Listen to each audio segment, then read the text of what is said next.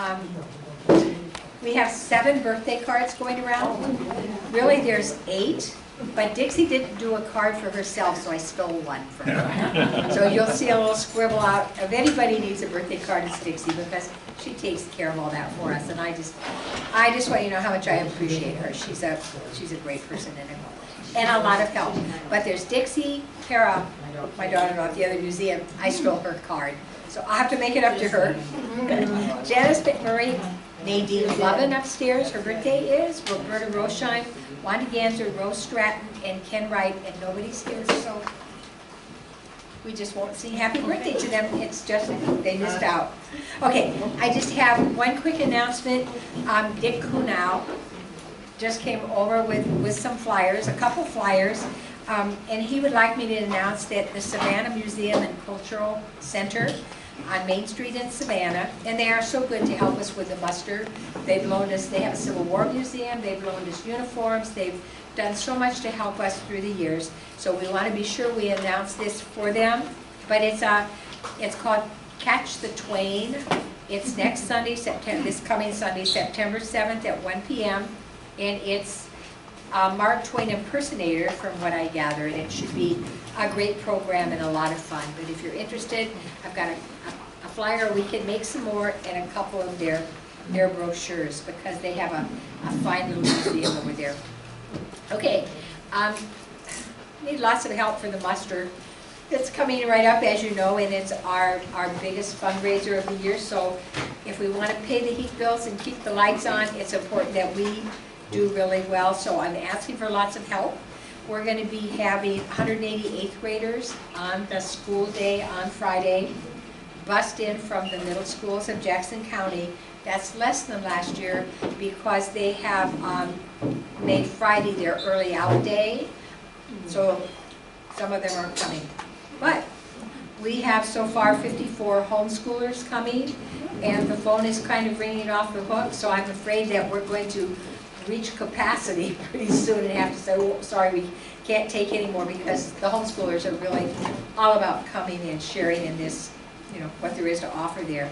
But we need baked goods, because we found last year that all these 8th graders had lots of money, and they wanted to buy cookies and treats, etc., and we hadn't planned for that. They were asking for things. So we're going to have just a little stand where we can sell them Rice Krispie Squares or whatever 8th graders eat, which is most anything, I understand.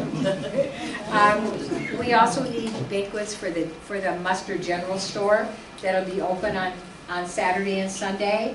The reenactors are, again, our best customers. They buy whole cakes and pies, and they love homemade breads and all kinds of stuff that they take back to their campfire and eat. So we need baking for the general store.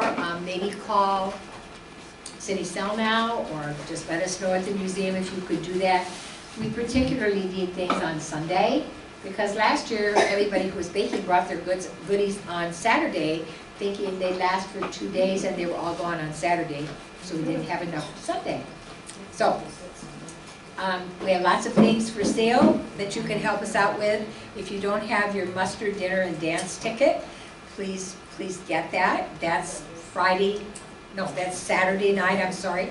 After the muster's over and everything is calmed down, it'll be a nice, peaceful dinner by Geronimo. It's going to be a wonderful dinner, and then a dance afterwards in the shelter out behind. And Abraham Lincoln will be there. He will be speaking, and so it's going to be a great evening. And then we have muster T-shirts, and we have tickets for the gun raffle, the 1860s reproduction Army Colt, or if that's not your thing, $300. So we have all of those things available. And then we'd like you to put on your calendar, please, since this is a money-making thing for us, the evening of the 12th, Friday evening, after all the school kids go home, O.J. Fargo will be here. He's a reenactor on the Humanities Iowa Speakers Bureau tour, so that tells you his caliber. He does a fine program talking about the lives of an individual soldier. On the 13th, which is Saturday, after the muster's over and the hubbub has died down, at 4:30 in the museum, the Genies and the Historical Society are going to have Michael Houston there And he is the Iowa Civil War images guy. And he has thousands of pictures of Civil War soldiers and images. He's concentrating just on people from Jackson County to bring to this program, but he, like O.J. Fargo, has lists in their computers that they're bringing of information about Civil War people from this area. And if you have a grandfather that was in the Civil War, he'll be able to share information with you. So that's a neat thing. And then please don't forget that Sunday morning at 9 o'clock in the volunteer hall will be our Civil War church service, and the people from Andrew Lutheran Church and their pastor are providing us with another wonderful church service, and it's for everybody. So please come and enjoy that. Last year he rode in on a horse. It was wonderful, and it was just delightful. So that's Dan. Besides baked goods, what kind of help do you need? Wow, we need people to staff the tables at the front gate, just to take $5 and hand out a wristband, and that's Saturday and Sunday from 9 to 4 on Saturday and 9 to 2:30 on Sunday. So we need volunteers to come for a couple hours to do that. And we need help just about everywhere else you can imagine. So if you've got some time available, believe me, we can find some important things for you to do. Okay, I don't want to take any more of Alice and Dennis's time. I'm so excited that we're doing Civil War trivia. It's going to be a fun thing, and good luck to everybody. Thank you.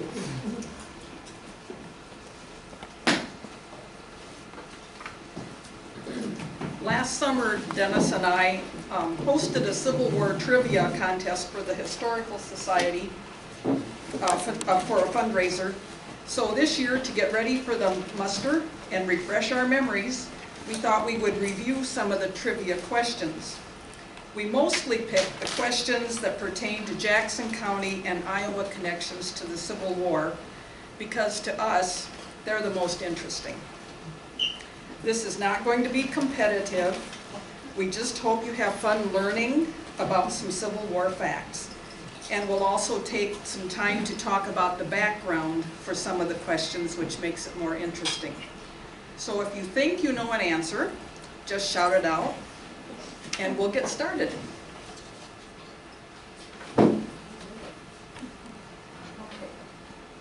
Mrs. Robert E. Lee's ancestral mansion and estate became what famous site in Northern Virginia? Anybody have an idea on that?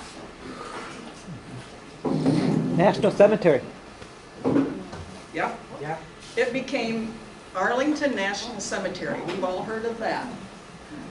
Arlington National Cemetery was established on May 13, 1864, during the American Civil War, after Arlington Estate, the land on which the cemetery was built, was confiscated by the U.S. federal government from the private ownership of Confederate Army General Robert E. Lee's family, following a tax dispute over the property. The cemetery is managed today by the U.S. Department of the Army, and at this time it still conducts approximately 24 to 27 funerals each weekday. Okay, next question. What was Maquoketa's population in 1860? Was it 990, 1,090, 1,190, or 1999? Who wants to guess A? I would. Yeah. Who would guess B? You? C? Or D? Okay. Actually, it's B, 1,090 persons. In 1860, Maquoketa had a population of 1,090. A total of 284 Maquoketans either enlisted or were commissioned to serve in the Army. Of these 284 people, or men I should say, 11 were killed or mortally wounded, 3 died as POWs, 52 died from disease, 45 were disabled, 2 deserted, 31 were discharged, and 120 were mustered out. And we were kind of wondering what the difference was between being discharged and being mustered out. And as far as we can tell, the soldiers that were discharged were during the war, just individual soldiers. And the 120 that were mustered out were part of a unit that all left together at the end of the war. Okay, next question. The Estes House, a hotel in this southeast Iowa city, was commandeered by the United States government in 1862 to serve as a hospital to treat wounded soldiers. Does anybody know what town that would be? Way down in the southeast corner of Iowa. Keokuk, yes. The Estes House was a hotel that was commandeered by the Army and converted into a hospital with 16 wards. It housed as many as 1,600 wounded soldiers. Keokuk actually had 5 military hospitals at the time, and there was even a medical college there for a while.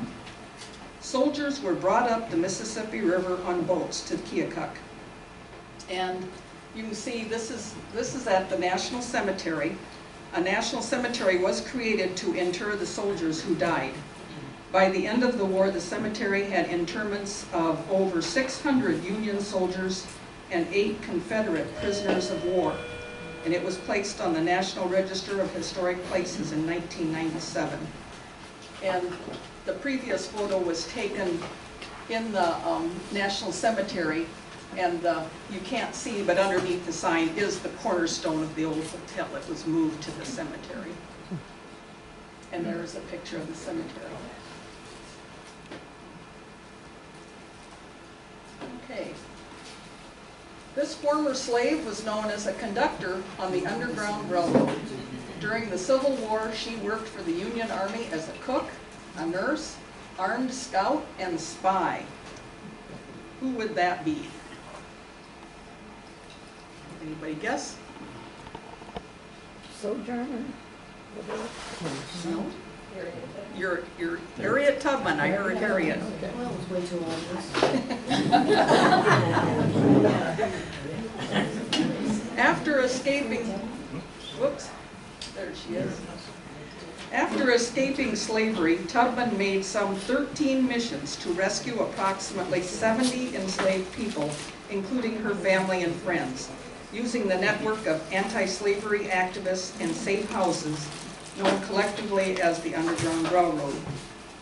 The railroad was active all over the northern states, including Iowa, which we've learned about in previous brown bag lunches, thanks to Ray. We found that the State Historical Society of Iowa has quite a bit of information on their website pertaining to the Underground Railroad in Iowa. The State Historical Society started the Iowa Freedom Trail Project in 2002 and is still collecting information about Underground Railroad activity in Iowa.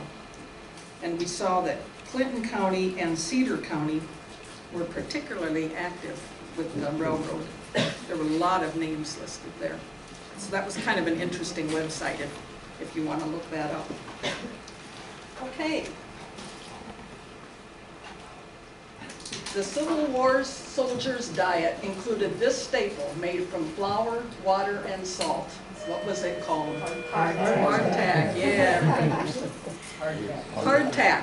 It was particularly unappetizing. Yeah. Hardtack, with the emphasis on hard, was a dietary staple for the soldiers. It was very inexpensive to make, as the ingredients were flour, water, and salt. Most of the moisture was baked out to prevent spoilage and allowed it to last for years. It was often referred to as a ship biscuit or a tooth breaker. Soldiers soaked it in their coffee so that they could eat it.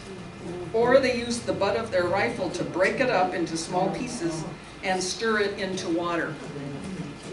And this is, you probably can't read the caption on this. This is from a museum in Florida, and underneath it says, the standard Army ration of bread was issued as hardtack, which was supposed to have a longer shelf life than regular bread. the crackers were often so wormy that soldiers nicknamed them worm castles. And I did see one reference to where they would use the hardtack as a leavening or a thickening agent, and they stir it in with their whiskey, and if they have a little brown sugar, mix that all together to make a pudding. I'm not going to try it. Okay. This national cemetery was located not far from Jackson County. It also served as the site of a prisoner of war camp. Conditions here were so deplorable that it was considered to be the Andersonville of the North. What was the name of the cemetery? Rock Island. Yes, Rock Island. Established in 1863 as a place to inter the remains of American Civil War Union Army soldiers. Its initial placement interfered with the expansion of the arsenal's facilities, so it was moved to a location on the northern end of the island. Some Civil War veterans were interred in Oakdale Cemetery in Davenport, and they were later disinterred and moved to the National Cemetery. A second 2-acre cemetery was established nearby to bury Confederate prisoners of war, nearly 2,000 of which would die while in captivity on the island, primarily from the harsh living conditions. Approximately 12,000 Confederate soldiers were prisoners of war in this camp. And this is just a view of the actual prisoner of war camp, I guess. This is an old postcard, yeah. And then there's a view of the cemetery before 1890.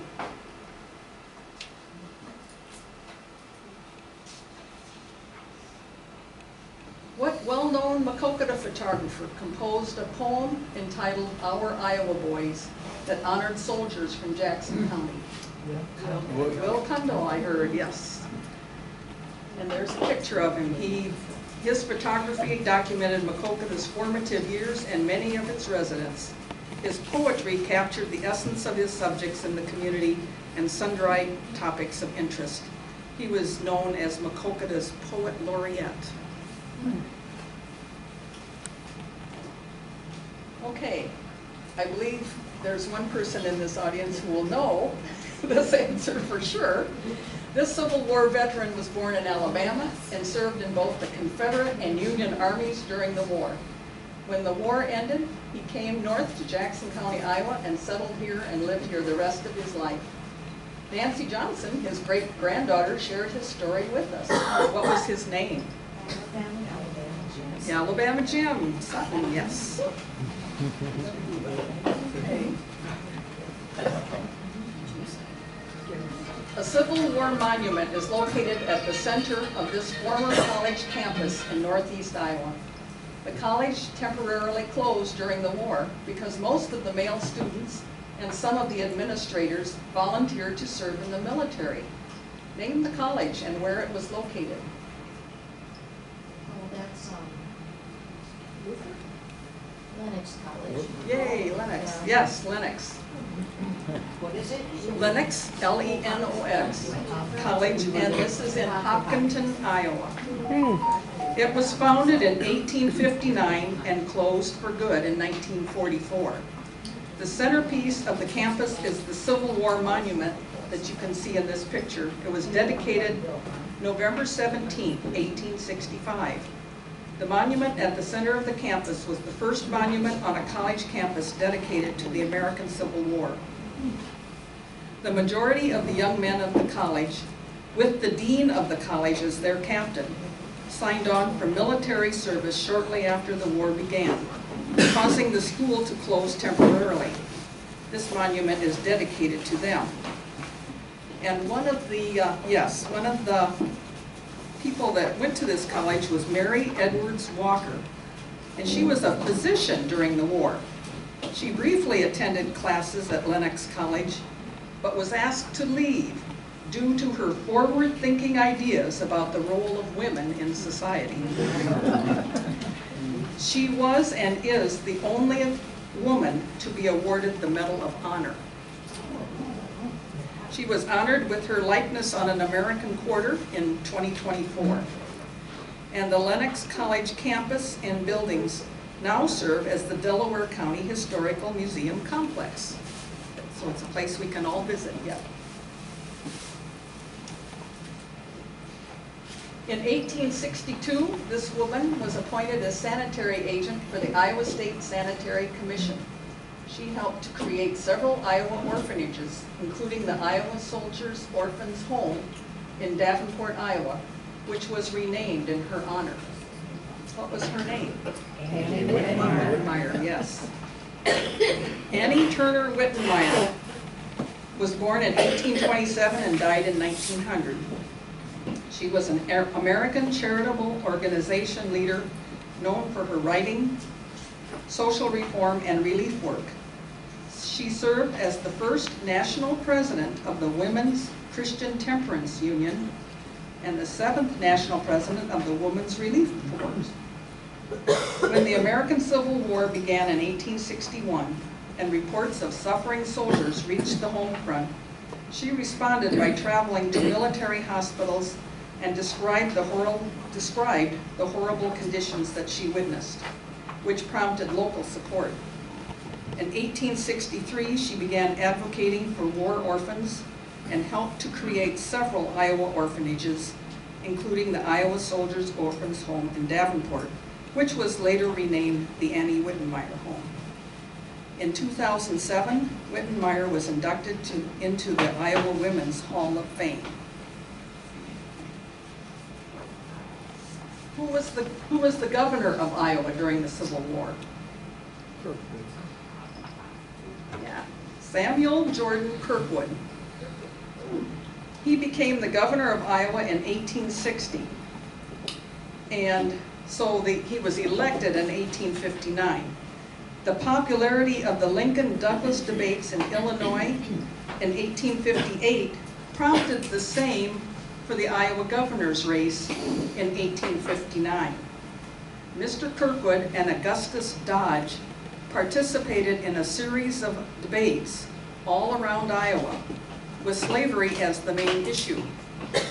And one of the articles I read said that one of the debates was held here in Maquoketa.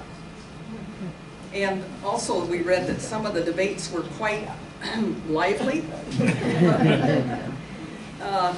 They got pretty heated, and especially when they talked about slavery, I think. So, during the Civil War, Kirkwood made an extraordinary effort to secure soldiers and supplies from Iowa for the Union Army. He was a strong supporter of President Lincoln's policies and a staunch abolitionist. A young man from Springdale, Iowa, named Barclay Coppock was a member of John Brown's raid on Harper's Ferry. He escaped and made his way back to Iowa. Governor Kirkwood refused to accept extradition papers for him from Virginia and helped Coppock to escape, so he never had to get tried for that.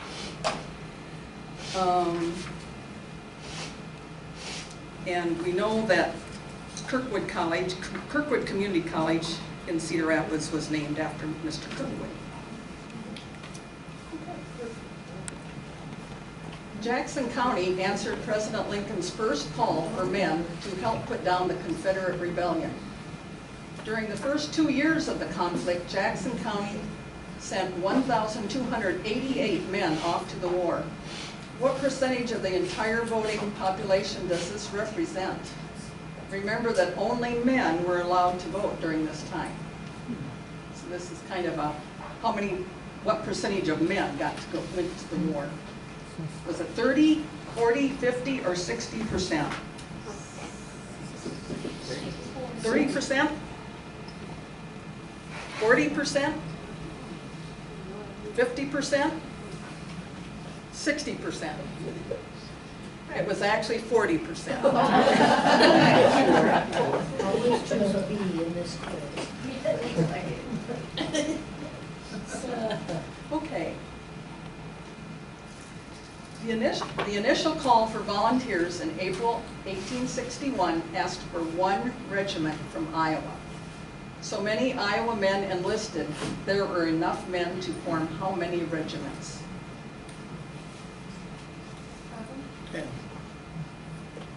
10. 10 is right. Typically, a regiment consisted of 10 companies, each with approximately 100 men, totaling about 1,000 soldiers. These regiments were often raised from specific geographic areas, fostering a strong sense of local identity and camaraderie among the soldiers.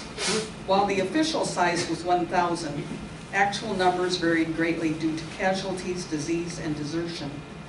So if you think of 10 regiments, each with 1,000 people, that's 10,000 men that answered the call.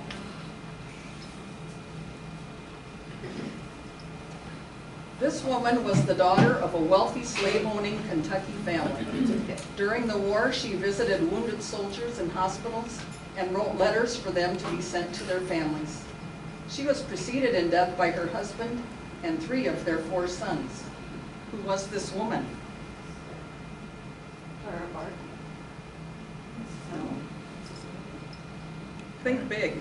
Try again. Mary John Lincoln. Yes. Oh. Yeah. Who is it? Oh. Mary Todd Lincoln. Oh, who's your son? The Lincolns had 4 sons, of whom only the eldest, Robert, survived both parents. Mary Lincoln suffered with physical and mental health issues. She had frequent migraines, which were exacerbated by a head injury in 1863. She likely suffered with depression and was briefly institutionalized for psychiatric illness in 1875. Then she spent several years traveling in Europe. She later retired to the home of her sister in Springfield, Illinois, where she died in 1882 at age 63. She is buried with her husband and 3 younger sons in the Lincoln Tomb, a National Historic Landmark located in Springfield.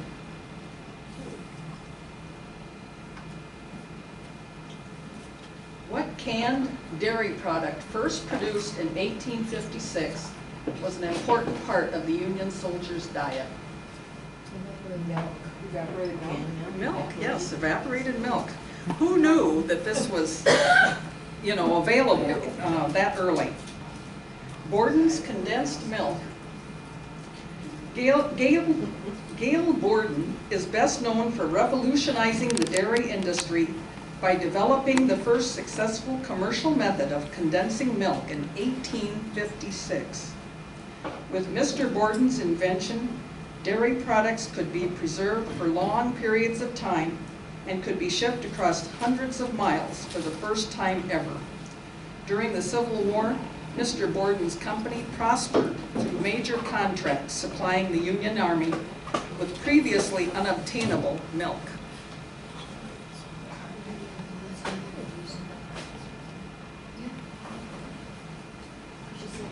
Originally, this song was a marching song about a famous abolitionist. Later, Julia Ward Howe used the same tune but wrote new words for the song. It became the most popular song among Union soldiers. What is the title of the original song, and what is the title of the song with the new words that we still sing today? Ray needs to say this. Yeah, I know Ray knows. John Brown. Yeah. Ray Scott introduced us to this marching song in his brown bag lunch a couple weeks ago. The original title was John Brown's Body Lies a Mouldering in the Grave. Julia Ward Howe heard this song during a public review of the troops outside Washington, D.C. A minister who also attended the review of troops suggested to Howe that she write new words for the song. That night, November 18, 1861, at her hotel, she did just that. And still today, we sing her version of Battle Hymn of the Republic.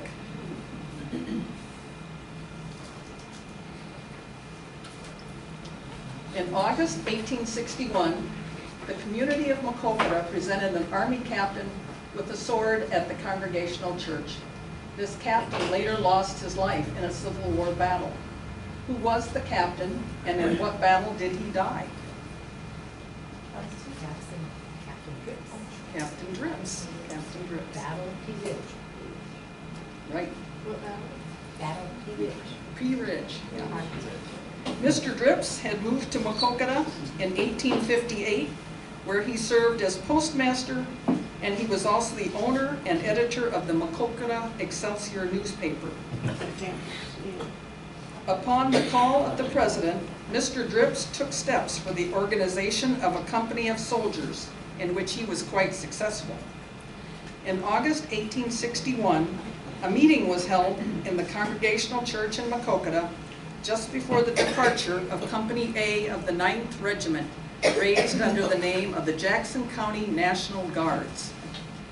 This company of men had elected Mr. Drips as captain, and he was presented with a sword at this meeting. They were then mustered into service on September 24th with a total of 101 men. On March 7, 1862, they were engaged in a battle at Pea Ridge, Arkansas, where Captain Drips was killed. The Union victory at Pea Ridge was important in securing northern Arkansas and Missouri for the Union. The leader of the Union troops was Brigadier General Samuel Curtis from Keokuk, Iowa. He had moved to Iowa in 1856 and represented Iowa in Congress. After the Civil War, he returned to Keokuk and promoted the Transcontinental Railroad.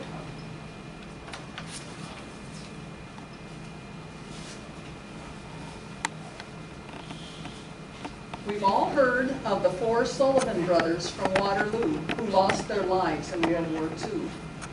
Eastern Iowa was also home to the Littleton brothers who lost their lives during the Civil War. How many brothers were there, and what county were they from? There were 5. There were 5? No, No, 6? 6. There were 6. Do you know where they were from? There were 6 Littleton brothers. They were from Louisa County, south of Muscatine. James and Martha Littleton moved to Louisa County in 1840. They had 10 children, 6 boys and 4 girls. All 6 boys fought in the Civil War and lost their lives. Yes. Kendall was killed. Now, here, go back to the other one. I was going to say, there is a monument. You can see it says Littleton across the bottom. And then, unfortunately, I was taking the picture, and you can, my reflection is in there. But anyway, and then there's a picture, someone engraved a picture in the stone. And then on the other side of the stone is a description of each of the sons and what happened with them. So all 6 boys fought in the Civil War. Kendall was killed in December 1862 at Prairie Grove, Arkansas. John was a widower who had already lost his wife and daughter. He also was wounded at Prairie Grove and died in a hospital 11 days later.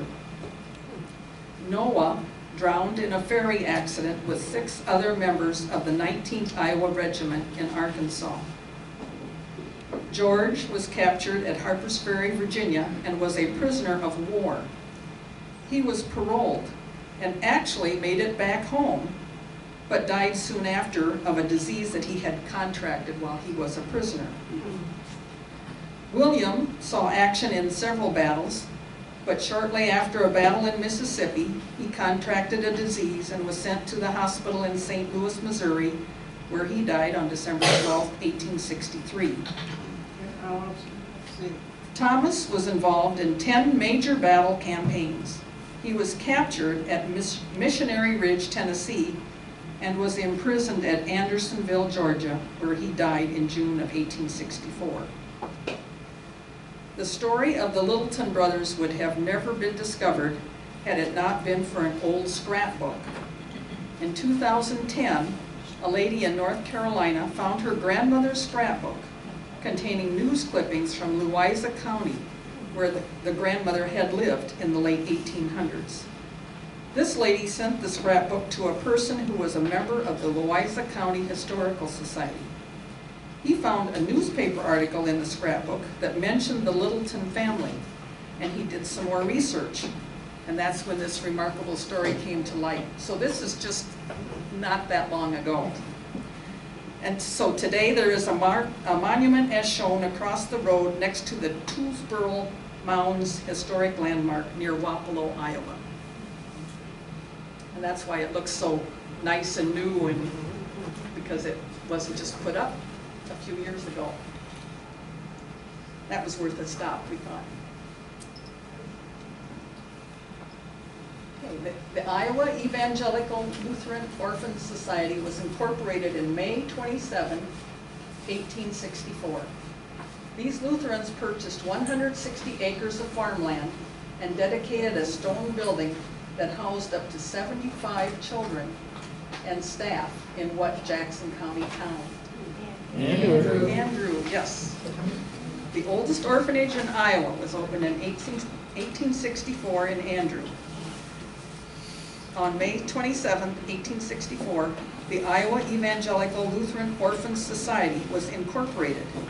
These Lutherans then purchased 160 acres of farmland for $1,360 and dedicated a stone building that could house up to 75 children and staff.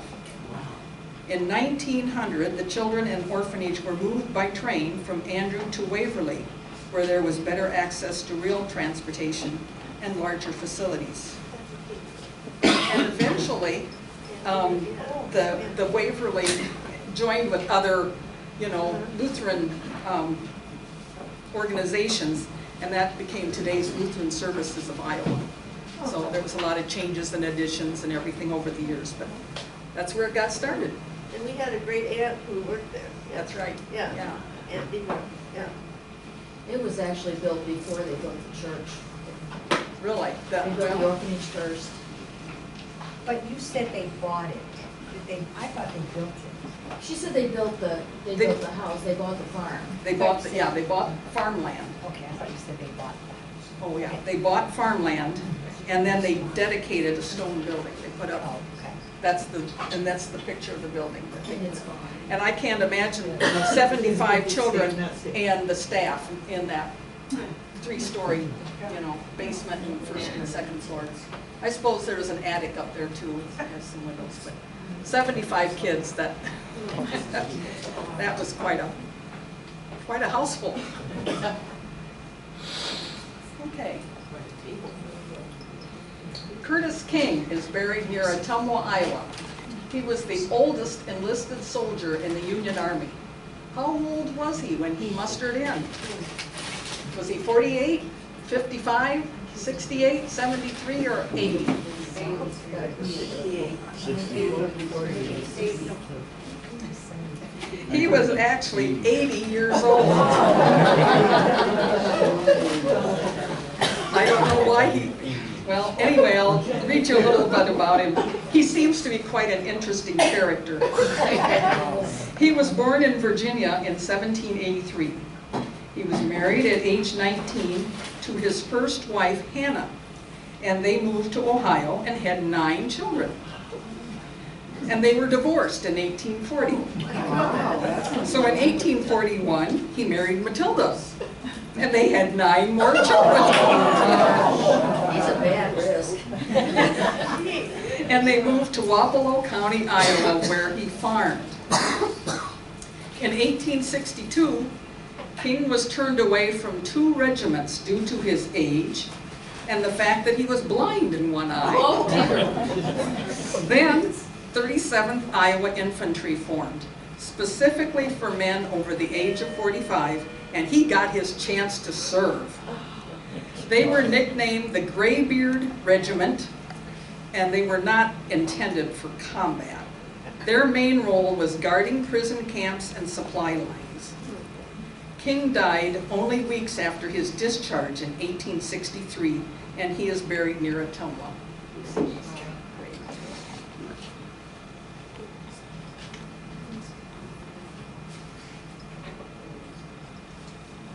This gentleman was an attorney and a politician from Mount Pleasant, Iowa, a U.S. Senator, a cabinet secretary under President Andrew Johnson, and a federal judge. And, oh, by the way, his daughter Mary married Robert Todd Lincoln. What was his name?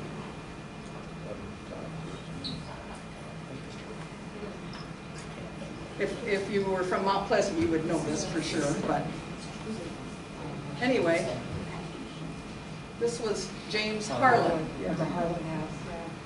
He was an early president of Iowa Wesleyan University in Mount Pleasant, and in 1855 he became the first Republican senator from the state of Iowa.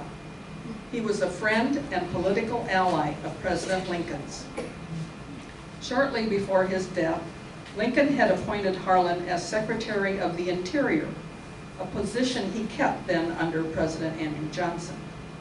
Later, Lincoln's only surviving son, Robert, married Harlan's only surviving daughter, Mary. He built this house in Mount Pleasant in 1876, after he retired from the Senate. Robert and Mary Lincoln were often visitors here with their 3 children. This house still stands just north of the former Iowa Wesleyan campus and is known as the Harlan Lincoln House. It serves as a museum today and has several Lincoln artifacts as well as history of the Harlan family. And he also had,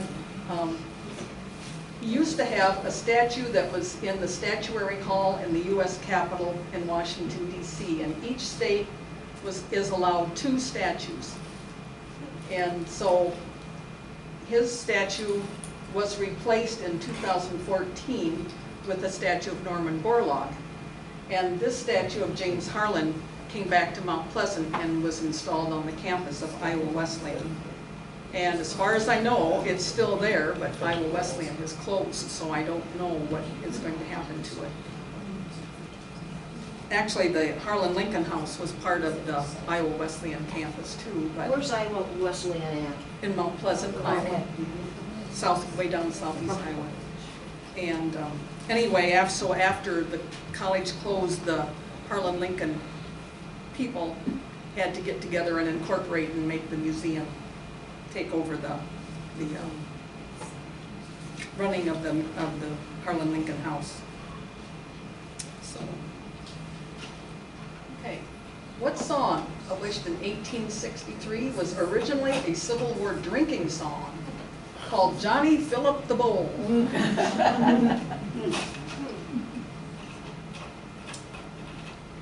Well, we know this song better today as When Johnny Comes Marching Home.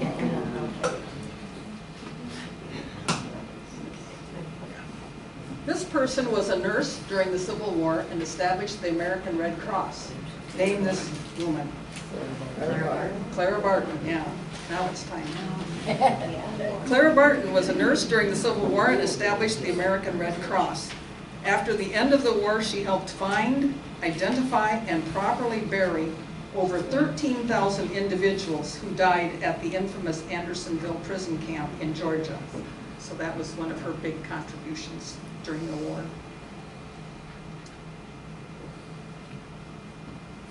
Okay. This politician, Dennis is already laughing. This politician was elected to the Iowa House of Representatives from Jackson County in 1848 and 1858.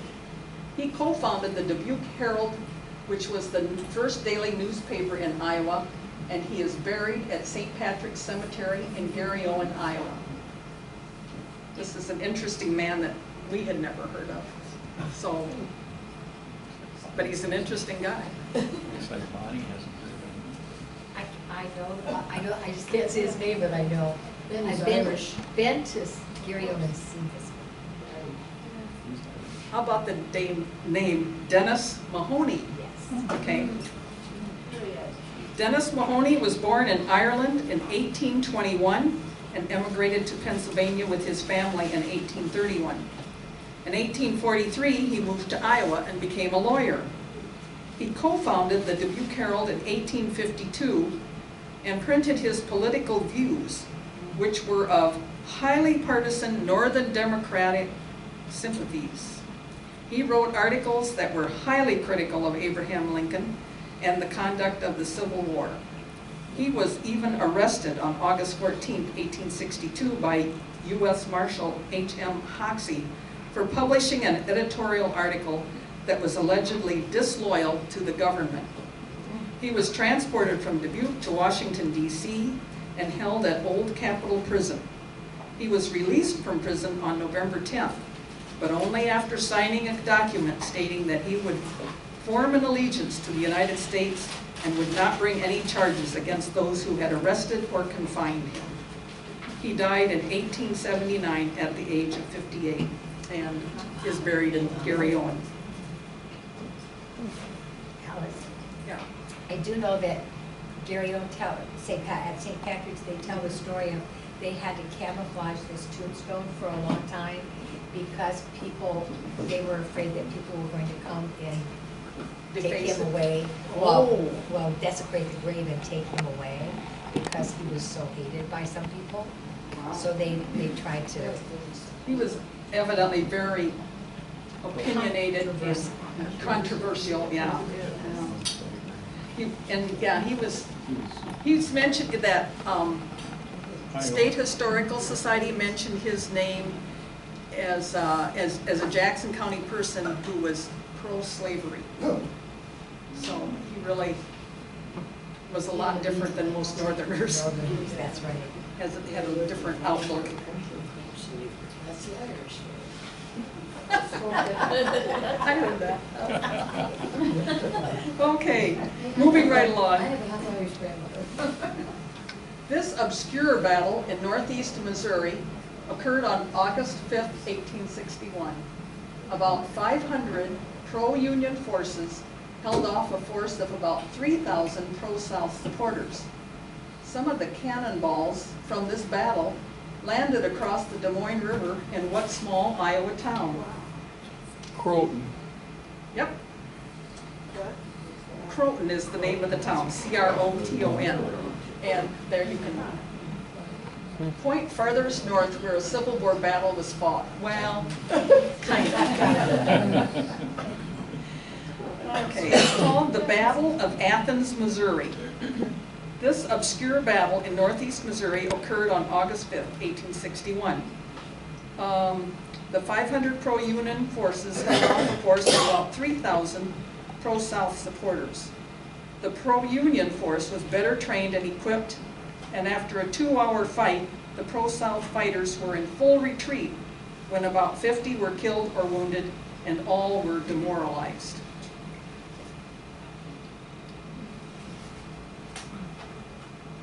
Okay, so here's a map, and here's the Des Moines River, and that is the boundary between Iowa and Missouri. This is in the very southeast corner of the state.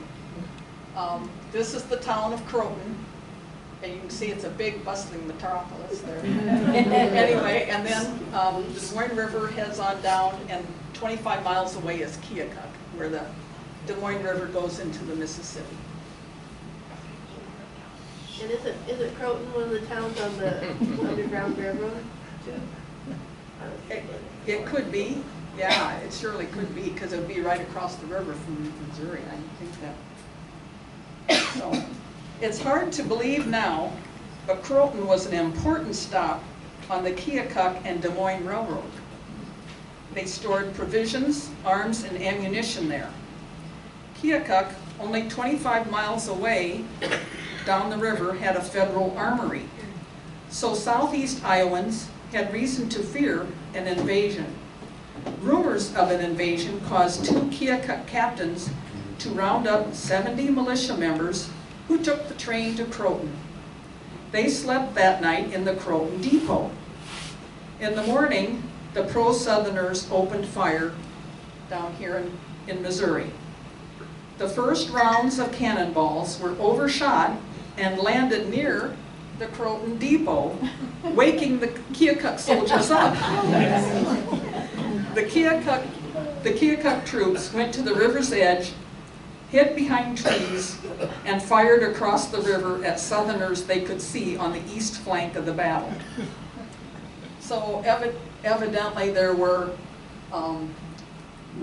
the battle took place here, and there is evidently troops that came around from the east side to fight, and when the Keokuk soldiers woke up and went down here to the river, they could probably see the Southerners that were fighting,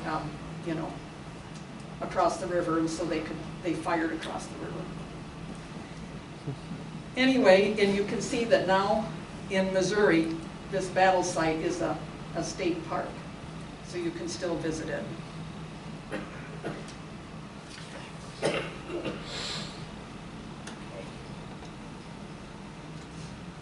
How many Iowans served in the Confederate Army during the Civil War?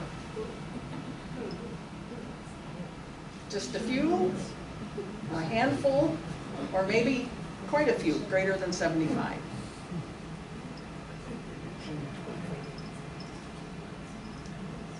It would be D, greater than 75. There's kind of a, I saw 79, and they don't quite know the right number, but it was more than 75.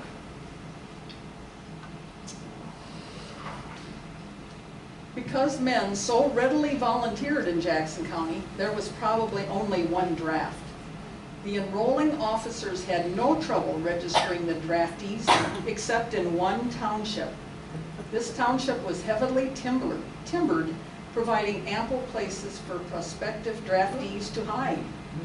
Name the township. Brandon? No. Starts with a B though. Butler. Butler Township was established in 1840. It is located in the northwest corner of Jackson County and is heavily timbered, providing prospective Civil War draftees ample places to hide. Of the 9 men that were served notice, only 2 reported for service, and those 2 were handicapped and could not serve. Deputy Marshal Eaton got a squad of soldiers and encamped in Butler Township until they could find the men, and the men would come forth. At that time, if you were drafted and did not wish to serve, you could hire someone to take your place. So at a meeting soon after, some $6,000 was raised to hire substitutes for the missing draft dodgers to fill the quota, and the soldiers then left. It is not clear how they raised that $6,000, but hired men in the area served as the substitutes. And I read where one of the draft dodgers went all the way to Boston to his brother's house, but he got arrested out there, so he didn't get by with it. Okay. Drummer boys played drums in patterns of beats that were coded signals. For instance, one pattern of beats meant retreat, another pattern meant forge ahead. During battles, soldiers couldn't always hear the voices of a commander, but they could hear the sound of a drum. How many different drum patterns did the drummer boys learn to play? 26. 26 is the correct answer. I think that's remarkable that the drummers could learn that many, and then all the soldiers had to know what they meant too, so they had to learn too what they meant. The buglers may have had more. Yeah, and I think with all the noise around, I'm surprised that they could hear the drums. But the noise of the drums, I was thinking. Well, I think that's why they had the buglers, because you could hear those from a long way. Yeah. That would make more sense to me, but I guess if they had drummer boys and buglers, and they got the message around. Okay. How many soldiers from Iowa served in the Civil War? Now we know that we had 10 regiments and 10,000 soldiers initially, but we had quite a few more than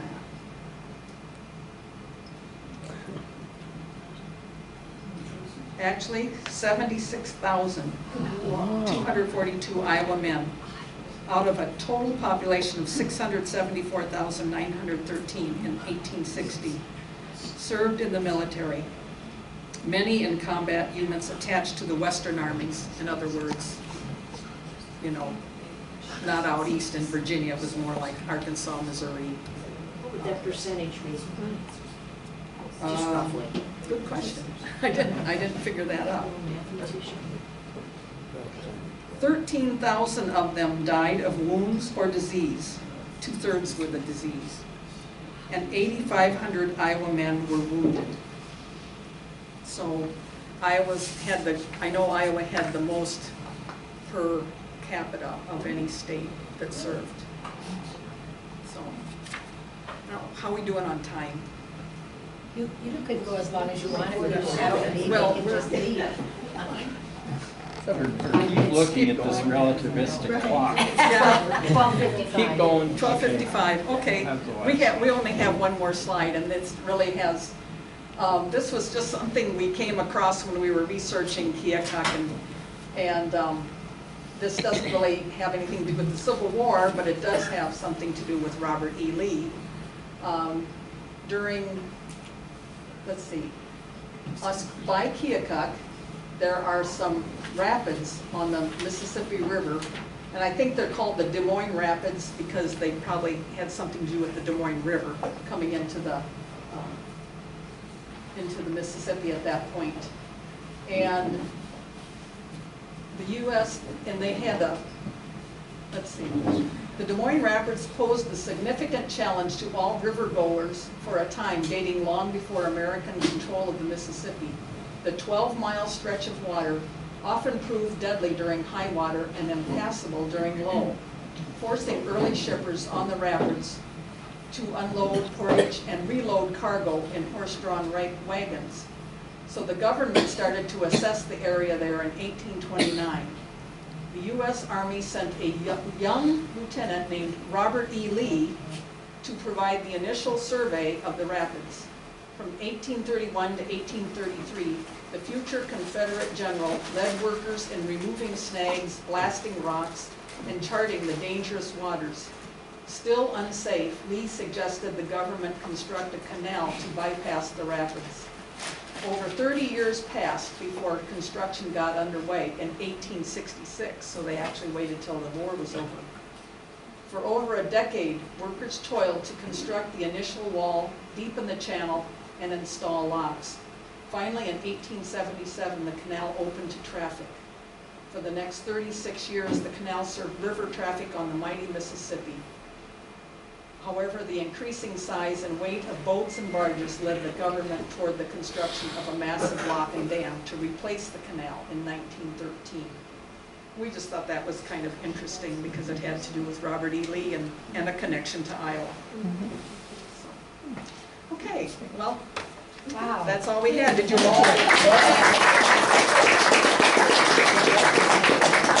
We spoke several times about Keokuk, Yeah. and it reminds me, it's probably, I don't know, it's probably not real positive to bring up, but when we put our new park in, our new playground facility, it took several grants and a lot of money, and it was kind of between Preston and Keokuk.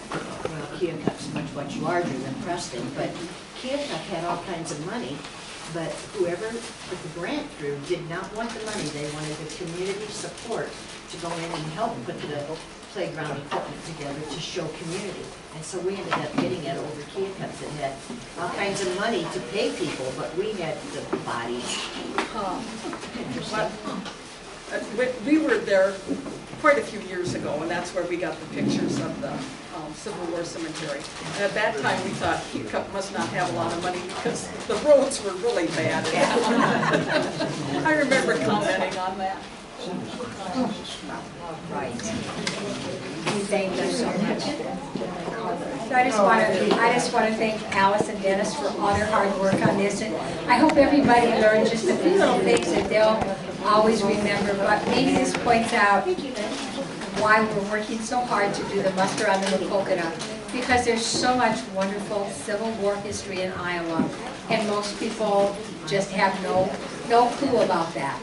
And so, anyway, it's coming right up, the 12th, 13th, and 14th, and we would certainly appreciate all your support. And I have to say, Dennis and Alice have been two of our greatest supporters these last 2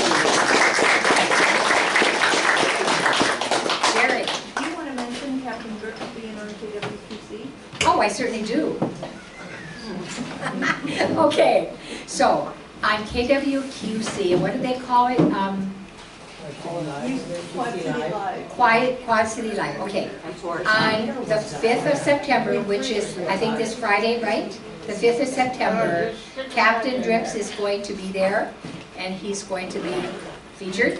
And they're also going to do another session at the same time, and you'll see some of our t-shirts and some of our other things, and the video that Mark Beecham from Bellevue did about our Civil War reenactment last year. They'll be playing that as well. So I hope everybody will tune in and see that. It's going to be a really neat thing, and we appreciate all that. Thank you for reminding me. Between 3 and 4, Friday, And they should put that on the your 5th. Facebook So, too. okay, thank you very much.